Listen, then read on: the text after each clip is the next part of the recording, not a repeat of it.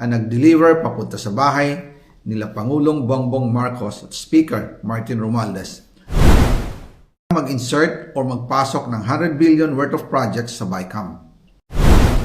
Sana po ay hindi nila ako mapatay bago ko mailabas ang lahat. Ginawa ko lang ang utos sa akin, pero ngayon, handa na akong harapin ang lahat. Ginagamit ng administrasyon ang buong resources ng bansa para tumahimik ako. That he will shoot me if I will talk. Gagamitin ako bilang panakipbutas sa kanilang kampanya laban sa korupsyon. Hindi na ako mananahimik, ilalabas ko ang lahat ng katotohanan. May resibo, may ebidensya, at may pangalan. Kaya ngayon ay hinahamon ko si Ombudsman Remulla kung seryoso talaga siya sa mga sinasabi niya sa kanyang press release na idadamay niya pati si Martin Romualdez kung magbibigay ako ng ebidensya. Patunayan niya ngayon ang pronouncement niya. Imbestigahan niya ang fraternity Brad at ang kanyang kaibigan na si Speaker Martin Romualdez kung talagang tutupad siya sa tungkulin niya. Imbestigahan din niya si President Bongbong Marcos. Sabi nga ni BBM nung SONA, let's do it right at mahiya naman kayo, hindi po ba? Nananawagan din po ako sa Senado na imbestigahan ang 100 billion insertion ni Presidente. Alam ko po na hindi gagawin ni Ombudsman Remulla ang hamon ko.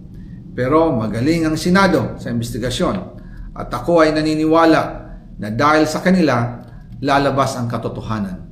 Yung pong listahan ng mga projects, ilalabas ko din kasama ng video na ito. Dahil dito, mas lalong darami ang ipafile na kaso sa akin. Ginagamit ng administrasyon ang buong resources ng bansa para tumahimik ako, para masira ang aking kredibilidad. Darami din ang banta sa buhay ko at ng aking pamilya. March 2025 pa lang, si Speaker ay nagpaparinig na sa akin sa aming meeting that he will shoot me if I will talk. At pagkatapos niyang sabihin sa akin in a phone call na don't come home, we will take care of you, tumawag ulit si Speaker Martin at sinabihan niya ako na pag umuwi ako will be dangerous. Kasi they might hire someone to do a rob out on me or hire the police to kill me while in jail. Una pa lang ito sa magusto kong ibunyag. Marami pa akong dadalhin sa liwanag.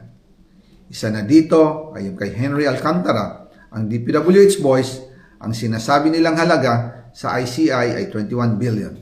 Hindi po totoo yan. Ang totoong numero ay 56 billion pesos at yung pong halaga na yan ay kay Pangulong Bongbong Marcos at Martin Romualdez na punta lahat. Ilalabas ko po ang buong detalye sa darating na mga araw. Kaunting pasensya pa po. Sana po ay hindi nila ako mapatay bago ko mailabas ang lahat. Sa inyong lahat sa Pilipinas, lalong-lalo na sa aking pamilya, taos-puso akong humihingi ng paumanhin. Ginawa ko lang ang utos sa akin, pero ngayon, handa na akong harapin ang lahat. Uulitin ko po, yung pong pera, wala pong napunta sa akin. Dumaan lang po ang pera sa akin para i-deliver kay Speaker Martin Romualdez at Pangulong Marcos. Salamat sa inyong pag-unawa. Siguro po alam na ninyo, Mr. Chair.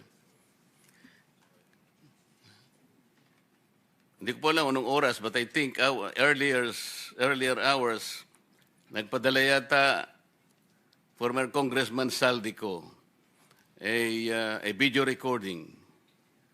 At dyan po ay napakarami niyang sinasabi na aligasyon, ngunit hindi po pwedeng hindi bigyan po ng atensyon. Nagpapatunay lamang po na lumawak na po talaga at lumalim ang pinag-uusapan nating problema. We cannot ignore that statement uploaded in the Facebook, Mr. Chair. So, kung ang tinatanong ni Senator Sherwin kanina na pinipilit na sinasagot ni Prosecutor General Prosecutor General Padulyon, sino po ba yung pinoprosecute natin ngayon? mga accessories or mga... Meron po bang mga pangalan na? Yeah, may I respond, Mr. Chair? As I mentioned earlier, the ones who are being investigated right now are personalities from the DPWH, officials of District 1 of Bulacan. They are the ones subject of the initial investigations undertaken by the Department of Justice. There are also other investigations which are being evaluated now prior to its filing with the department and eventually with the Office of the Ombudsman, sir. Kanina po tinatanong niya kayo, he quoted the President na meron ng makukulong. Sabi ng Presidente.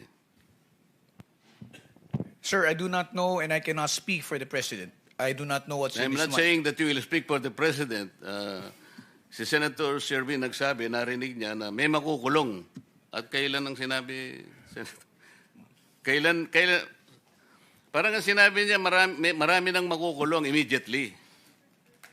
Exactly, Mr. Chair. That's why I said I cannot speak or know the state of mind of the President when those statements were made. I was not privy to it, and neither do I know what the details of which. I can only speak of the cases being handled by the Department of Justice.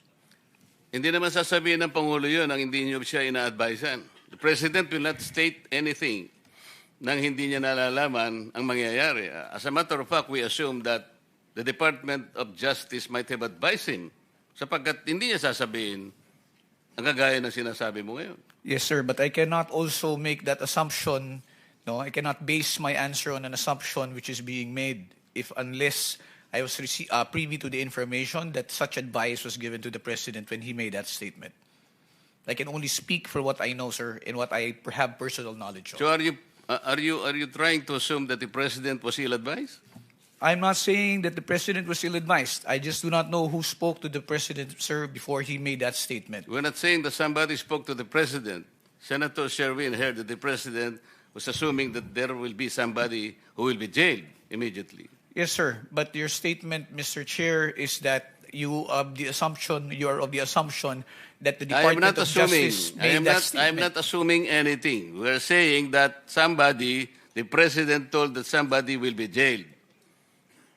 Kasi kung halimbawa, preliminary investigation pa lang, atsahan kayo ng bola, pupunta kayo sa di ba meron kayong, sabi nyo nung isang araw, sa briefing, meron kayong memorandum of agreement with the Ombudsman that the DOJ can directly file cases to the Sandigan Bayan. What happens to that?